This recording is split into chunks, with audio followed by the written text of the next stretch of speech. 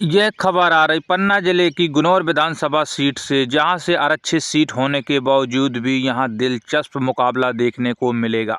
मध्य प्रदेश की प्रमुख पार्टियां भाजपा हो या कांग्रेस, लेकिन बसपा और सपा का सरकार बनाने में अहम भूमिका होती है। ऐसा ही 2018 के चुनाव में हुआ था।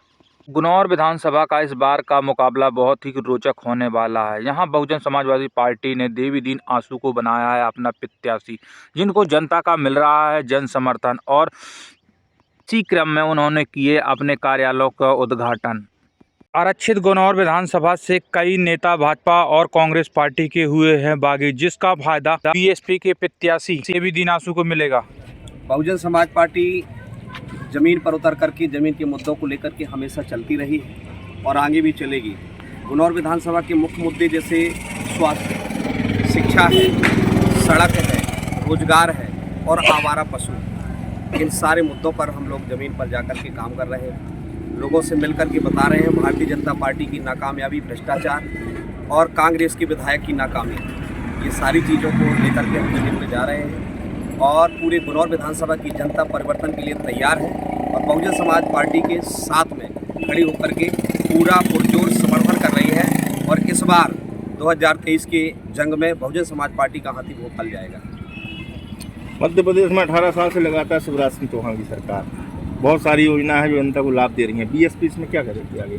बिल्कुल सही आप कह रहे हैं, लेकिन ये जो लाभ बताने वाले लोग हैं, जो छीन रही है भारतीय जनता पार्टी, वो नहीं बता रहे। जैसे आज लाडली बहना के नाम पर ये माताओं बहनों को ठगने का काम कर रहे हैं। नगद 1000 या 1200 रुपये देने के बाद हमारी जो बालिकाएं हैं 10वीं 12वीं में पढ़ रही हैं, उनकी छात्रवृत्ति कहाँ जा रही है? शिक्षा को ख़त्म कर रहे हैं ये लोग, निजीकरण लागू कर रहे हैं, रोजगार पूरा चरमरा रहे, वन नेशन वन इलेक्शन की बात कर रहे हैं ये लोग। और हम बहुजन समाज पार्टी के लोग वन नेशन वन इलेक्शन नहीं, वन नेशन वन एजुकेशन लाने के लिए काम कर रहे हैं। इस देश के अंदर गरीब का बेटा और धन्ना सेठ का बेटा एक ही विद्यालय में पढ़ता है। जीवनलाल सिद्धार्थ मैदान में है, पूर्व में बीएसपी में रहे हैं, कहाँ तक क्या फायदा हो, क्या नुकसान हो? कोई मतलब नहीं है नाम लेने से, क्या मतलब होता है? वो कांग्रेस के हैं, मैं बीएसपी का हूँ। बहुजन समाज पार्टी के साथ में हम पैदा हुए, उसी के साथ हम मरेंगे। एक व्यक्ति के जाने से पूरा समाज कभी नहीं जाता। समाज से नेता होता है, नेता से समाज नहीं हुआ करता। गुनौर विधानसभा में लगातार भाजपा और कांग्रेस के प्रत्याशी रहे, लेकिन विकास कहीं कुछ कम है। कुछ नहीं है, नाम है।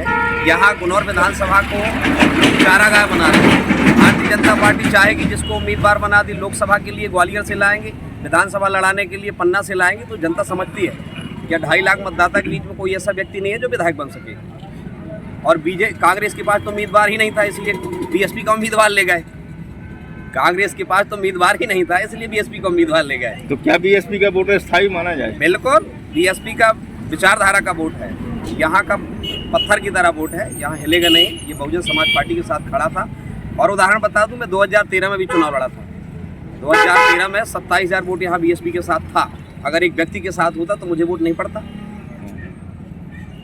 लगातार बीएसपी चुनाव में तीसरे स्थान पर रही है, इस बार क्या माहौल है? 1 नंबर पर आएंगी, 1 नंबर पर लाएंगी। एक कार्यकर्ता चुनाव लड़ रहा है, देवीदीन आंसू नहीं, देवीदीन आंसू की ये पूरी टीम, बहुजन समाज पार्टी की पूरी टीम चुनाव मैदान पर।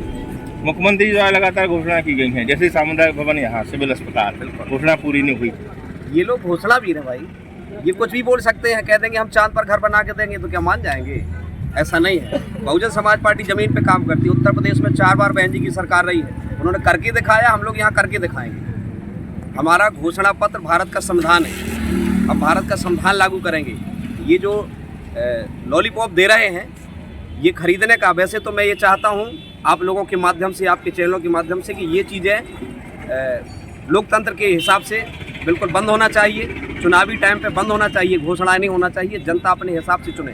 ये जितनी भी योजनाएं और घोषणाएं की जाती हैं, ये लोकतंत्र में वोट को खरीदने के लिए, अप्रत्यक्ष रूप से वोट खरीदने के लिए घोषणाएं की जाती है, ये बंद होना चाहिए। गुनौर विधानसभा जनता के लिए अपील, विधानसभा जनता के लिए अपील अपने गुनौर विधानसभा के लिए यही है कि सबको बार बार देखा है, 70-75 साल से कभी भाजपा कभी कांग्रेस, कभी भाजपा कभी कांग्रेस।